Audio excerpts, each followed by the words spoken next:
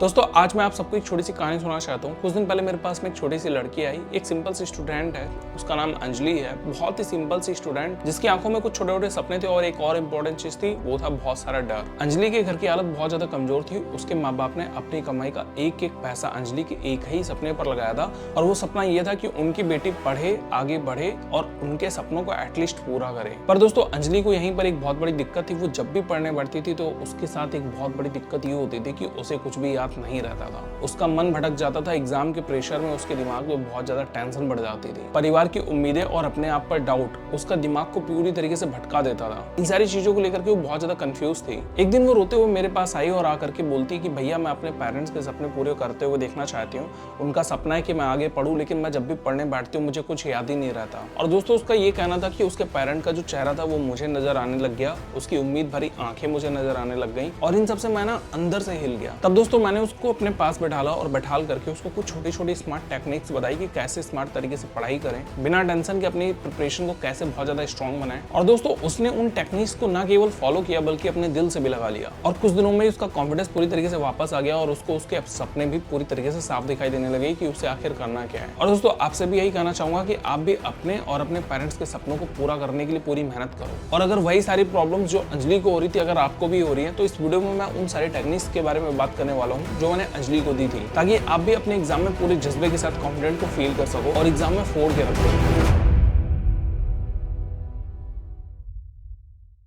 चलिए तो शुरू करते हैं कुछ ऐसे अमेजिंग टिप्स जो आपके एग्जाम को बहुत ज्यादा आसान और आपके सपनों को बहुत ज्यादा पास लाने में बहुत ज्यादा हेल्पफुल होंगी। दोस्तों सबसे पहले तो आप ये समझ लो कि ये जो लास्ट मिनट वाली स्टडी है ना, ये आपकी दोस्त बिल्कुल भी नहीं है। और ये जो आखिरी दिनों वाला दोस्त है ना, ये एग्जाम में आपका साथ बिल्कुल भी नहीं देगा। सो अगर आपको एग्जाम में 90% मार्क्स लाने तो आपको मेहनत भी 100% करनी पड़ेगी। Our tip number 1 is study by teaching, गुरु बनो भूलो मत। देखो दोस्त, अगर आपको चीजें ज्यादा समय तक याद नहीं रह जाती हैं तो आप कोशिश ये करो कि आप किसी एक बच्चे को पढ़ा दो। अब यहाँ पर दूसरा बच्चा आप खुद भी हो सकते हो, आपकी फैमिली का कोई मेंबर, आपके दोस्त, आपके रिश्तेदार। और सबसे अच्छी बात तो ये है कि आप अपने क्लास के उन लोगों को पकड़ लो जो पढ़ने में तेज नहीं है। और अगर कोई भी ना मिले तो आप खुद मिरर के सामने बैठ जाओ और अपने आप को ही पढ़ा दो। दोस्तों पढ़ाने से क्या होता है कि जो कॉन्सेप्ट होते हैं या जो फैक्ट होते हैं वो हमें काफी समय तक याद रह जाते हैं। सामने वाले बच्चे को जिसको हम पढ़ा रहे हैं उसको बेशक याद रहे या ना रहे, लेकिन हमें वो जरूर याद हो जाती है। Our study tip number 2 is mind mapping, visualise your notes. और भाई देखो, नोट्स लिखते वक्त माइंड मैपिंग को करके देखो। माइंड मैपिंग क्या है? मतलब ये अपने नोट्स को विजुअली रिप्रेजेंट करने का एक तरीका होता है। कीवर्ड्स लिखो, कलरफुल मार्कर यूज करो, एरोस बनाओ, डूडल्स बनाओ और हो गया माइंड मैपिंग। पर हाँ, डूडल ऐसे मत बनाना कि नोट्स देखने में आर्ट्स की क्लास लगने लग जाए।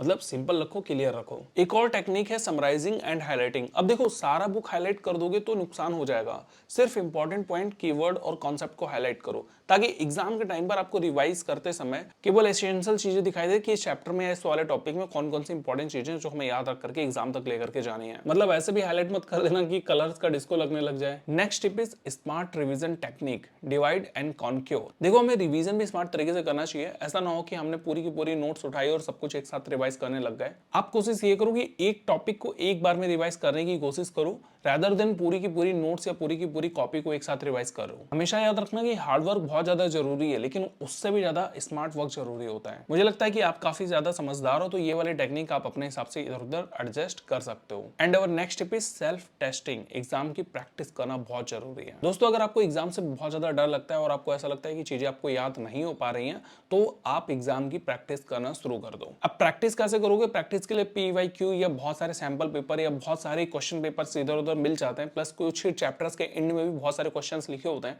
आपने जब एक चैप्टर, एक टॉपिक को कंप्लीट किया तो उन क्वेश्चंस को सॉल्व करो। कौन कौन से मैंने बताया? PYQ, सैंपल पेपर्स और आपके जो क्वेश्चंस पीछे बुक में दिए हुए हैं। जब आप उनको सॉल्व करने की कोशिश करोगे तो आप यकीन मानो आपके अंदर एक थोड़ा सा कॉन्फिडेंस आना शुरू हो जाएगा। और एक जरूरी बात, ये तब मत करना जब तुम्हारा पूरा का पूरा सिलेबस खत्म हो गया। ये आप तभी से शुरू कर दो जब आपका एक चैप्टर खत्म हुआ है तो उसी चैप्टर के क्वेश्चन आंसर सॉल्व करना शुरू कर दो। जो सैंपल पेपर में उसी चैप्टर के क्वेश्चन आंसर हैं उनको फाइंड आउट करो और उनको सॉल्व करो। इससे आपको 2 3 4 5 फायदे होंगे।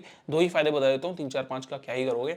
देखो, पहला फायदा तो ये होगा कि आपके उस चैप्टर के क्वेश्चन आपसे कंप्लीट हो जाएंगे, क्लियर हो जाएंगे। आपको पता चल जाएगा कि आपने कितना पढ़ा और आपको कितना याद हो रहा है। दूसरा फायदा आपको ये हो जाएगा कि जब आप उसको पढ़ोगे तो और भी सारे चैप्टर्स के जो क्वेश्चन आंसर है ना वो आपके दिमाग में सेट होने लग जाएंगे। मतलब पूरे के पूरे पेपर का जो पैटर्न है, जो उसका पूरा फ्रेमवर्क है, वो आपके माइंड में सेट होता चला जाएगा और ये आपको पूरे के पूरे सिलेबस को याद करने में काफी ज्यादा फायदा देगा। लेकिन अगर क्वेश्चन देखने के बाद में आपको आंसर नहीं आता तो आप पैनिक मत दो, टेंशन मत लो कि यार मेरे को तो आ ही नहीं रहा। बस आप ये सोचो कि अभी तक मैंने शायद इसकी और अच्छे से तैयारी नहीं करी जैसी कर लेनी चाहिए, तो आप दोबारा तैयारी करने में लग जाना। और वैसे भी पैनिक क्यों होना भाई, असली एग्जाम में थोड़ी बैठे हैं, घर पे ही तो बैठे हैं। And our last technique is pomodoro technique, fun and effective technique. देखो इस वाली टेक्निक के बिना कोई भी वीडियो खत्म हो ही नहीं सकता, हर जगह पर पोमोडोरो घुस ही जाता है। क्यों? क्योंकि यार हम लोग स्टूडेंट और हमें पता है कि हमें पढ़ाई करनी है, लेकिन उससे भी ज्यादा जरूरी है बीच बीच में ब्रेक लेते रहना। सो पोमोडोरो का नाम ना आया ऐसा तो हो ही नहीं सकता। अब यहाँ पर कुछ लोग पोमोडोरो सुनते तो 50 बार है, लेकिन उसका यूज नहीं करते। तो भाई कुछ नहीं है पोमोडोरो, आपको 25 मिनट पढ़ना है, 5 मिनट का ब्रेक लेना है, 25 मिनट पढ़ना है, 5 मिनट का ब्रेक लेना है, यही है पोमोडोरो टेक्निक। और इस 5 मिनट में हम क्या करेंगे,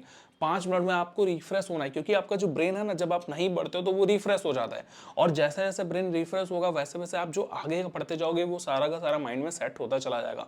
अब आप बोलोगे 25 मिनट तो बहुत जल्दी बीत जाता है, तो आप इस टाइम को 25 मिनट के अलावा किसी और इंटरवल के लिए सेट कर सकते हो। एग्जाम्पल के लिए मैं 55 मिनट तक कंटिन्यूअसली पढ़ता हूँ और 5 मिनट का ब्रेक लेता हूँ, फिर 55 मिनट पढ़ता हूँ, फिर 5 मिनट का ब्रेक लेता हूँ, और ऐसे 3 ब्रेक के बाद में मैं पूरा आधे घंटे का ब्रेक लेता हूँ। ध्यान रखना ये टेक्निक तो टाइम पास करने वाला यानी कि ब्रेक लगाने वाला है, लेकिन ये आपके फोकस करने में बहुत ज्यादा हेल्प करता है। दोस्तों ध्यान रखना, एग्जाम के वक्त ना हर किसी को फील होता है कि उसकी तैयारी लगभग पूरी नहीं है, लेकिन हमेशा याद रखो कि जो लोग हमेशा सेल्फ टेस्ट लेते रहते हैं, अपने आप को स्मार्ट तरीके से पढ़ाई करके आगे बढ़ाते हैं, ऐसे लोग एग्जाम में जाके काफी कॉन्फिडेंट होते हैं, क्योंकि उन्होंने घर पे ऑलरेडी कई सारे टेस्ट दे रखे होते हैं। तो एग्जाम में उनको एकदम से कुछ नया नहीं मिलता, उनको वही सब कुछ मिलता है जो वो पहले ही घर पे कर चुके हैं। प्लस उन्होंने काफी बार टॉपिक को पढ़ भी लिया होता है, क्योंकि टेस्ट देने के पहले भाई उन्होंने पढ़ा होगा ना, यानी कि आपने कई बार पढ़ रखा है।